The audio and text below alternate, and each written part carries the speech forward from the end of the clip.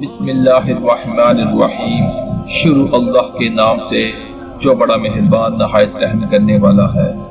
امام احمد بن حنبل رحمۃ اللہ فرماتے ہیں، ایک دفعہ مجھے عراق کے کسی گاؤں میں رات ہو گئی۔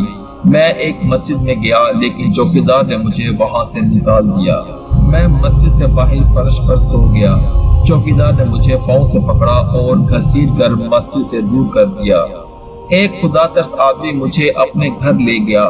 وہ شخص چلتے پھرتے اٹھتے بیٹھتے ہر وقت استغفار پڑھتا تھا۔ صبح ہوئی تو میں نے اس شخص سے پوچھا کہ کیا آپ کو استغفار پڑھنے کا کوئی فائدہ بھی ہوا؟ اس نے جواب دیا، جی ہاں، میری ہر دعا قبول ہوئی سوائے اس کے کہ میری ملاقات امام احمد بن حنبل رحمت اللہ سے ہو جائے۔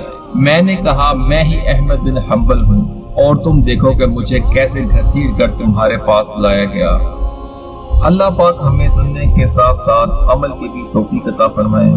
اللہ پاک ہمیں بھی زیادہ سے زیادہ استغفار پڑھنے کی توفیق عطا فرمائے۔ اللہ پاک آپ کا حامی و نصیر ہو۔ جزاک اللہ۔